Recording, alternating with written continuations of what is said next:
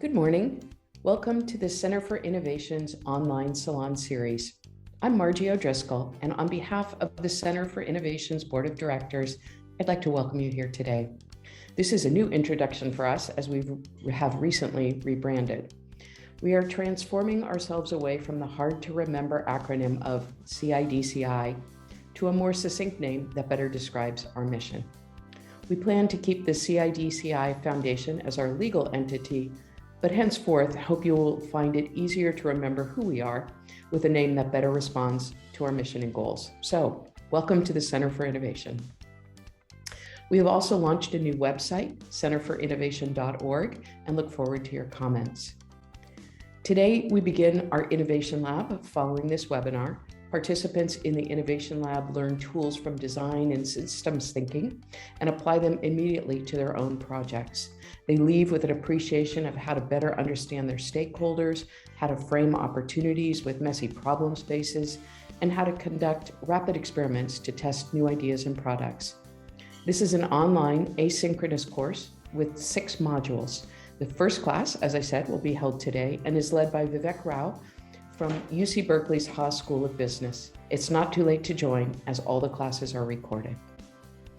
Finally, we invite you to the Center for Innovation's Fall Forum, which takes place online September 27 to 30 at 8 a.m. Pacific Time. We'll announce the full program next week, and we hope you'll join us for 3 webinars of inspiring innovation stories. We would also like to thank our sponsors who support all of our work, including today's webinar. Thank you.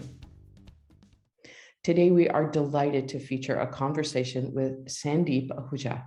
She will share her innovation story that led her to found and develop the software tool, cove.tool.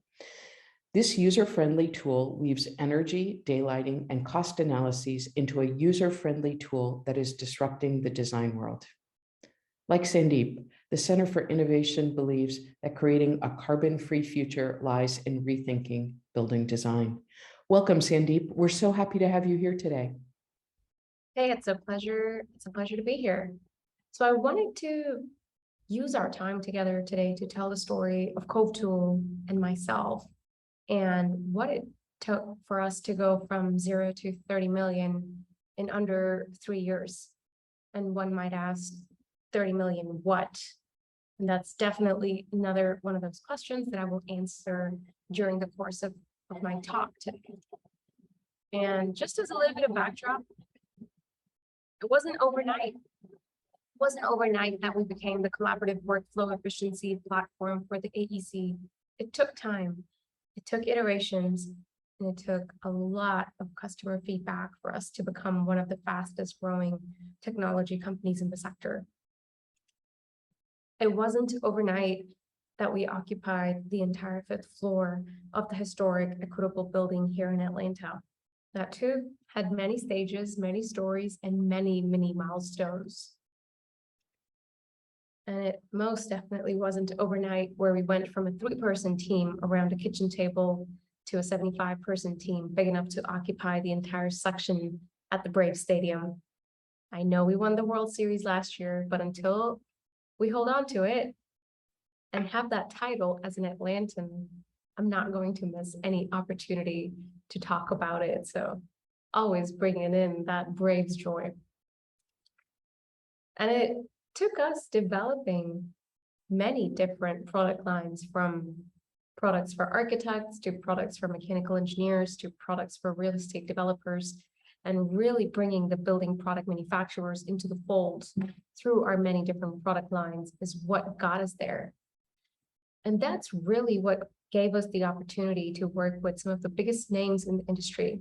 I'm grateful and excited about every single one of our 15,000 plus users, as not only do they help us scale extremely fast, they share feedback, which helps us get to our product iterations and get to a better product even faster. And by faster, I mean every week, since we deploy software updates over the cloud every single week to provide the power of machine learning for better collaboration and significant workflow efficiencies, along with construction cost optimization across the board.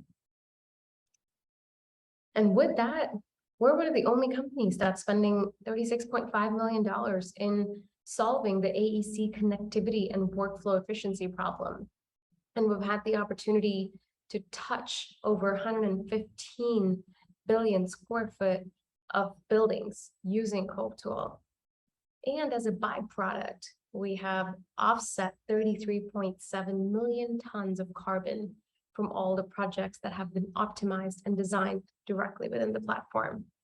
So that's just a little bit about us as a company in a nutshell. But I want to spend a little bit more time digging in, a little bit more time in the actual story and an actual case study on how folks are now utilizing the technology that we have enabled them to bring to their practices. So the story started about 3.5 years ago. This is not our first. The first was literally a living room kitchen table, but this is our second office. This was in downtown Atlanta at the time. It was kind of a triangle office space, and we figured that pretty much every space we got at the time, just because of how haphazard it was and how we were always just looking for the lowest cost, least available, we always got some really funky shaped spaces. So pretty much all of our first offices were a triangle or a trapezoid or some weird shape. Like, it took us a while to get to a rectangle, let me tell you that. So this was our first office. As you can see, it doesn't say cove.tool. It has a totally different branding. It has a totally different logo. Is because we started out as a consulting practice. Me and my co-founder, Patrick Chopson, we started our consulting practice back in 2015, and it was one of the fastest growing consulting practice here in the Southeast, and had the opportunity to work on hundreds of projects, and architects and developers and contractors, really all of the folks that now cove.tool sells to were the people that we were consultants to back in the day.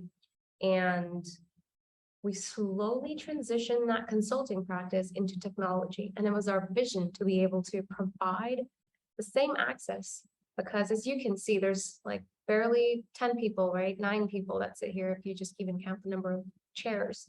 It was a 9-person consulting office, and we could do about 100 to 120 projects a year. That's as many as we could touch. Sure, we could keep growing the number of people within the consulting office, but that's always a slower process. We thought it would be significantly faster if we could provide access to what we were doing, to our expertise directly across the board, to the architects, to the engineers, to the contractors, to the developers, so that they could start doing some of it themselves. And then they lean on consultants for very, very, very specific and more complicated problems. So the 90-10 rule, right? Like, solve it for 90%. And for the 10, of course, you need the specialist. That's what they're there for. So that's when we pivoted on the journey to really start taking a lot of our consulting practice and converting that into a software. And we were joined by my co-founder, Daniel Chopson. So you can see they're both wearing the cove.tool t-shirt on either side of myself. So the gentleman in the gray jacket, he's Patrick. He was my partner in the consulting practice, and the gentleman in the blue blazer, that's his brother. He was our CTO. And we started making the software. We started putting our thoughts and visions together to see what would it really take to make something that was easy to use, democratize access, and make it so simple that people could actually communicate with each other significantly better. All the things that we were doing as consultants just by physically being there in meetings, how could we automate that? And that's when we started sketching out. Here's some of the first very early sketches of the cove.tool interface. At the time, it was absolutely designed on a piece of paper. Now it's designed on Figma, and there's so many different designers that'll critique it. It'll go through rounds of user feedback. It'll come back. It'll be then go through rounds of survey. Then they'll sit with the software team. I mean, the process has evolved drastically, but back in the day, it was just pieces of paper. And it was just me and Daniel sitting together, being like, hey, this is what I'm hoping to do. Let's go for it and let's do it. And the reason why the need for the software was so critical, even at the time, and has continued to grow, is because building energy regulations are getting so tight across the board, which basically means that we have to modify our workflow. We have to change our workflow. If a building used to cost a certain amount of money to be built a few years ago, it's drastically more expensive now, just even to get the energy codes to be hit, just for it to be legal, just for it to be built. And that is exactly the notion that I was questioning. That is exactly the notion that cove.tool questions, is that does it have to be though? If we're all making good decisions throughout the design process, can we in fact pull the net cost down so that regardless of these regulations, regardless of changing markets, we can maintain our construction cost? And that is exactly what we were able to achieve, because it was all about efficient decision making. I like this particular chart because it's famous McLeany's curve. If you haven't heard of it, it's from Patrick McLeany. As you can see, you know, all the stages of design, pre-design, design, all the way to operations. Our ability to impact the cost of the design is extremely high up front. That drops drastically, and our ability to make design changes in a cost-effective fashion is extremely high up front, which makes perfect sense. If I have a simple massing model, a very, very simple thing going, I can change it quickly. It doesn't cost that much money. I don't have to talk to my consultants and sub-consultants and make sure everything is coordinated across the board. But of course, now if I start making changes in construction documentation, or worse, in construction, I mean, that's when the costs really start rising up. So we wanted to challenge the notion of making the decisions so late, which is how traditionally we have operated, right? It's typically in the construction documentation phase, to really switch it up early. Can we reduce the net cost of project if we're making our decisions in pre-design and schematic? And in fact, just using the construction documentation for truly documentation, not for design iteration. And that is exactly what we have seen on how we can increase the profitability within the design firms, the architectural and engineering firms, and for the actual contractors, how we can actually keep the costs, the project budgets in control, how the pre-construction teams can get engaged early and keep that dialogue going across the board with all of the different members, and how we can have a conversation that once used to take 2 to 3 weeks in an hour, because we have all the data points, we have all the players around the table. We are talking about exactly the right thing. By using automation, collaboration, data-driven design, and cost optimization, that is exactly what we have been able to accomplish through our various different product lines that are used across a variety of different user types, like you just saw. So let's put it into an example. Let's actually think about it. Let's understand, what does this mean? So let's take the example of the Rollins School of Public Health. As the name suggests, it is a school of public health, and it's right here actually in my backyard in Atlanta, and it's designed by Slam Architecture, Slam Architecture, and it's built by New South contractors. And for this particular project, they were meeting their energy code regulation targets, which in Atlanta, similar to pretty much everywhere else, have drastically risen. Like our last code upgrade required us to get 40% more efficient than the previous year. So that's exactly what used to be LEED at some point is now code minimum. So we were just trying to get to our new code minimum while getting it into budget. It was about $1 million over budget. We were trying to bring down the project construction cost, and we were trying to do it efficiently. So actually saving over 1,000 hours from saved design revisions. And it's that design revisions that I think has a lot of power for the design practices, because most practices are paid in lump sum. I mean, they may bill hourly, but the contract is lump sum. And if some of our designs are not meeting the regulations or not meeting the requirements that were originally laid out, we have to keep going back and forth, and we have to keep redrawing. And it's one principal with maybe 4 junior architects doing all of that redrawing. And my gosh, those hours add up and sucks the profitability of the project right out. And by using better decision making, more empowering decision-making, democratized decision-making earlier, faster, and better, we can actually save that time. And that is exactly what we were able to see for this particular project here.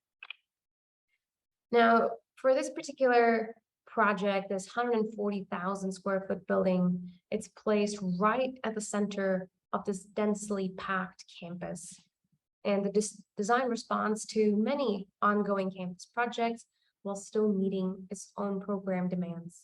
The design team wanted to find the most ideal configuration that satisfied a long list of requirements. They identified the massing orientation, the glazing type, the shading, so on and so forth. And because the site was so dense in terms of the campus location, they wanted to make sure that they were able to get daylight deep within the spaces. So they ran tons of data-driven models early on in the design. They ran tons of iterative designs to really look at varying types of massing to explore which one truly met the purposes of the design from a design standpoint, but also from an energy regulation standpoint, so that they could, kill two birds with one stone. Because why pick a design that's totally unoptimized for energy and then spend a ton of money on bringing that energy down? That's exactly what they were trying to do, is to just design it right so they could do it within budget, because they wanted to keep working with this owner over and over again, right? It's all about that repeat business. And here's a quick snapshot of 4 different massing typologies that they studied and how they varied across the board. And same in terms of shadow, and same in terms of daylight and glare. Now, once they got kind of their massing in a little bit of a control, they understood where they wanted to do the openings. They understood where it was going, how it was going to sit, what was going to be where. So kind of that early schematic design phase was done. Early design development was starting to get there. They started iterating over the shading facade to really make sure what was the absolute lowest cost way to get rid of the glare. Was it going to be these movable shades, or was it going to be something else? What would actually do the trick? So they did tons of really, really quick prototyping to be able to make that decision. All to say that the team, the architects, the engineers, the pre-construction teams, and the ownership team, they were all talking to each other on a very, very rapid cycle, but not just having a conversation about anything, having a very, very data-driven conversation. When the data says something works better, of course, the team can go a different path, not to say that we're a slave to the data. We can do whatever we want to do. But if the data points us to do something, it's very clear if we want to divulge, like if we want to divert from it, why we want to divert from it. And if we don't want to divert from it, well, then there's the answer. It just makes the conversation significantly easier. And after all of this was done, the team really moved into the big decisions, right? The actual cost. What were the biggest things that were affecting the cost of this project? So the roof and wall, the envelope, right? That was a very, very big component of the overall project cost. So the code required them to get to a minimum R20 and R32. They wanted to see, hey, maybe if we do more insulation across our envelope, we can choose a slightly less expensive mechanical system, right? Because mechanical system was another really, really big cost, as you can see right here. They wanted to see perhaps if they changed out the glazing to be slightly more efficient, perhaps they could move away from demand control ventilation, which also was an extremely expensive thing. They wanted to test out varying glazing percentage. Maybe if we bring it down just by 10%, can we perhaps add some shading and get to a lower cost option? Now, as you can see, all of these are different options, right? We have 2 different options for our envelope, 3 different options for our glazing, 2 different options for our glazing percentages alone, 4 different options for our shading, 3 different options for renewable strategy. How much solar did we want to put, right? This is all square footage of the roof. If we were going to have demand control ventilation or not, and what type of mechanical system. And this is fairly standard and very, very typical of most projects. All of these decisions that have such a tremendous impact on the cost of the project, all of these decisions have to be made on every single project, not just new construction, but I mean, in many cases, renovations too, right? Like not all these options may be on the table for a renovation, but at least some of them.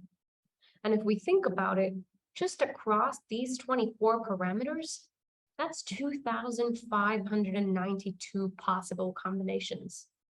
I challenge everyone that's watching this webinar today, watching this talk today, to think the last project where you considered over 2,500 possible iterations to find the absolute lowest cost decision. It has not happened because that is not how we operate. But if we're extremely focused on using data to find the lowest cost option, we absolutely will find the lowest cost option. We absolutely will find the lowest cost option that meets all of our other design criteria. And that is exactly what we did here. We ran the cost optimization analysis. Now, what you see here, I know it looks a little bit daunting. I know there's a lot of lines and, it's a complex looking chart, but let me break it down. Each vertical axis is a decision, right? So I've got my HVAC, my different types of mechanical systems. Demand control ventilation, yay or nay? Roof R value, right? Which one? How big should we go? Same for wall. Which kind of wall section should we go with? Same for glazing.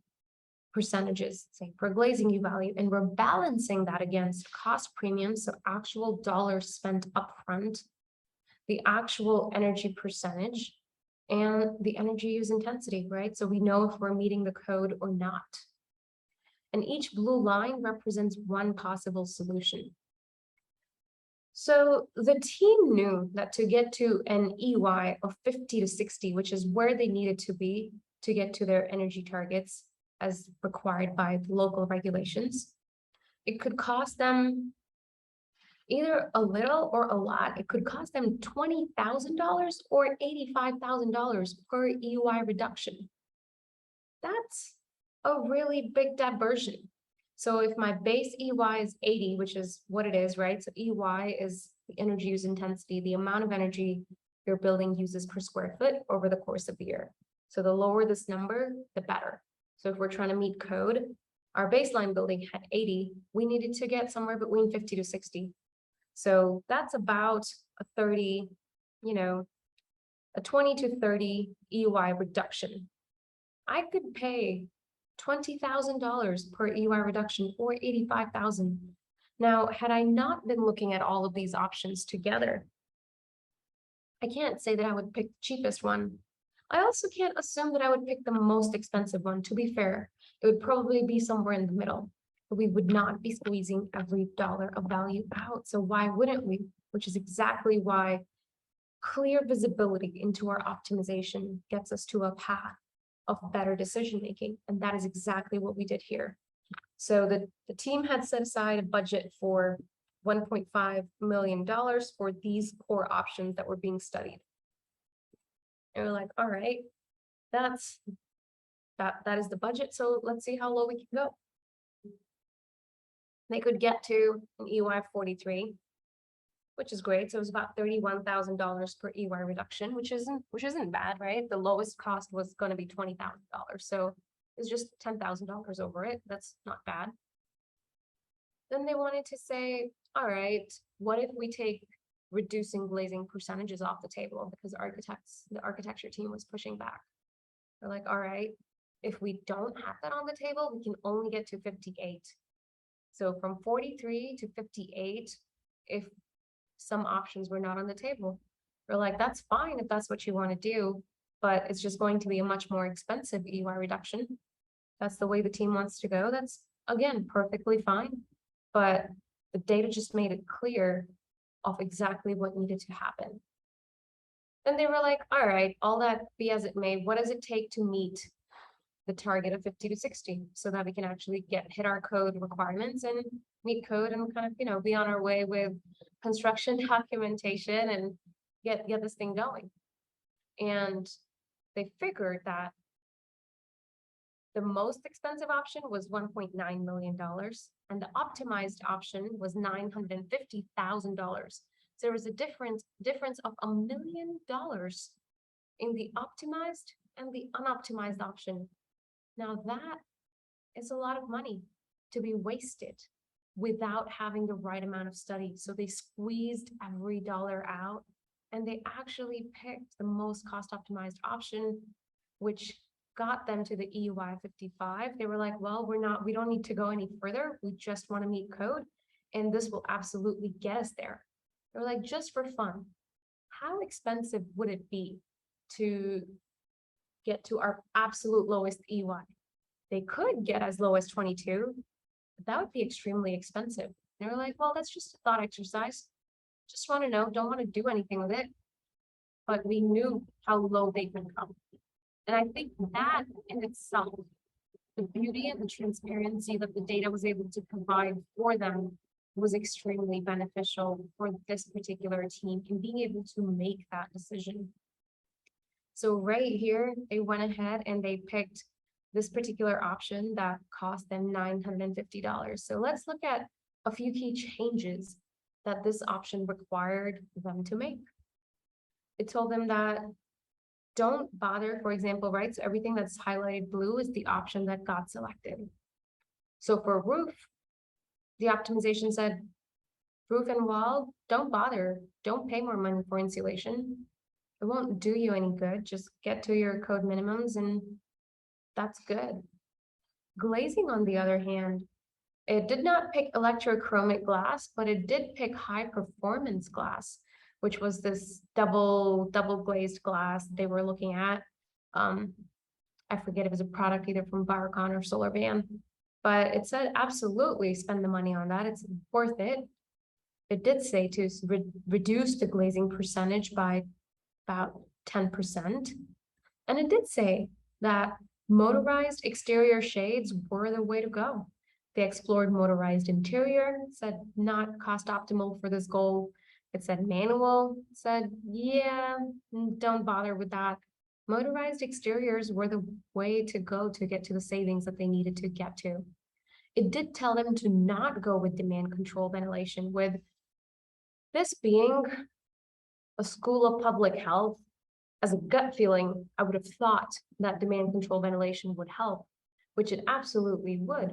But when I look at it and study it with conjunction to all the other options on the table, is it truly the most cost-effective option? The answer was no, it was absolutely not. And for HVAC, they went with the DOAS unit utilizing dual energy recovery reels and a VAV box along with active chill beams led by fan-powered boxes. They had their answer. They were looking at 8 different options. They knew which one to go with, which I thought was extremely exciting and helpful for this team. Now, the confidence that the owner had in this decision was immense because the data to them was crystal clear. They were part of the process. They knew the data. They saw the data. The design team shared with them the actual numbers. The amount of confidence that the contractor had, the pre-construction team had, was also immense because they weren't alone fighting for the project budget. They weren't waiting to go through this extensive, difficult, painful VE exercise with the architects and engineers because everything was already designed to be over budget. So they were part of the process. They had a seat on the table. They were all having that conversation together. So that was a great win for them. The architects were extremely excited themselves because the design team knew that because they had picked the right option, one, they made great partners out of the owners and the contractors, but two, they wouldn't have to do all of those design revisions at the VE. They wouldn't look at the VE list, be like, all right, all of these things are changing because we can't afford them. And then now let's have to go back and redraw and spend all of our fees and eat up all of our profit. And the engineers were excited because, again, it's being able to have clear communication and clear dialogue. Of course, all of this can be enabled with manual workflows and consultants. That's exactly what I used to do. It just used to take 3 to 4 weeks. All of this can now happen in under an hour. And that is the thing that gets me excited as a founder. That is the thing that gets me excited as I continue to grow and scale this business. And of course, the same workflow is used across higher ed projects. It's used across multifamily projects. It's used across labs, single family, new construction, renovation. But I think that is the story that really brings kind of the thesis of what it is that we have been doing together. I want to take just a few minutes to talk about not what we have been doing, but where we're going, what we want to do going forward. The things that we're doing is really connecting the people across the different charts. Now, with the interaction that you just saw, we connected the architect to the owner and the contractor, along with the mechanical engineer. That's great. That communication has become significantly easier and makes me really, really happy. Everyone can use their own existing projects. They can use their Revit, their Grasshopper, SketchUp, whatever they use, but they're just able to talk much better and easier together. Now, the next thing is, okay, we've picked this glass. How do I get in touch with the glass manufacturer to get an accurate quote? I know we're not buying it yet because we're still in the design phase. The contractor will get with their sub and they'll order it down the line when the building is in construction. But let's get some accurate quotes on there. Now, that is the next plug that we are currently connecting, where we're empowering and enabling the new age of building product manufacturers to have direct contact and direct insights into the things that the design teams are looking for, so that they can share the right data at the right time to enable the best decision making. I still remember the time back in the day, way, way, way long ago in my previous slide. I used to be an architect, and it was all about manufacturers bringing cupcakes and muffins to our floor. And it's at least for the interiors team that I used to sit close to, it used to be the one with the best cupcakes was the one that got specified. And while that's a reasonable strategy because it involves really, really incredible cupcakes, it's not the most cost-effective strategy, which is why connecting the data with the building product manufacturers directly into the project is immensely powerful, so that architects don't have to call the manufacturer to get a quote online, so that that transition and that translation can happen in real time. Also, so that if the contractors eventually, when they are constructing the project, right, because as it progresses, get it to the construction phase and it's getting built, and they want to sub out a particular product, they can test really, really quickly. Does this product still meet the regulations, or am I breaking something? Because if it is cheaper and it is still meeting regulations and it's available now, that's absolutely something that's worth considering. Not something that should take 3 weeks to consider, but something that should take less than a couple hours to consider. And that is exactly the power that I'm excited about enabling for the AEC. Well, that's everything that I had for you all today. Thanks, Margie, for hosting me. That was great, Sandeep. Really, really fascinating. I have so many questions, and I invite our attendees to put questions in the chat box if they have questions. The first thing is not directly related to your presentation, but I think it's in everyone's minds right now, which is the potential impact of the Inflation Reduction Act that was just passed by, the president and Congress. And I'm just wondering, even though it's not exactly what you do, you must have some thoughts about the impact of that, both for your work and for the industry as a whole. Yeah, that is a very, very exciting bill that recently got passed. I did spend some time reading the over 600-page document to pull the thesis together on what did it mean for us in the AEC? What did it mean for us in the building sector? And there's a lot of power in there. There's everything from money for local regulations to get even more upgraded. So if we think regulations are tight now in terms of energy requirements, absolutely expect them to get tighter, because now there's even money on the table for these states and cities and counties to upgrade even further. There's about $1 billion in there for that, so that states, cities, and counties have the budget to be able to, train their staff for these upgraded local regulations. There is additional money on top of that for getting to the net zero code. So I wouldn't be surprised if we see that popping up in more and more locations. So how we've always thought that California is the cutting edge of local regulations, or Seattle's really, taking it to the next level with local regulations, or New York City, those are going to become fairly standard and common, because there's actual money available and incentives available for people to do that. In addition to that, there's even things like $8,000 available for, if it's a multifamily project, right? For every single unit, if you upgrade it by 15%. So if I am a developer and I am building a multifamily project or retrofitting a multifamily project, there is now significant changes to my math. If it's a 500 unit building, I mean, that's 500 times $8,000 right there available for me on the table to see if I can get to 15% energy savings. And if I'm using an optimized workflow like the one I showcased today, I don't even have to spend more money. I can just make better decisions, not spend any more money, and just make a bigger profit. So there's significantly more incentives across the board. And lastly, I mean, there's so much in there. I could probably talk about it alone just for an hour.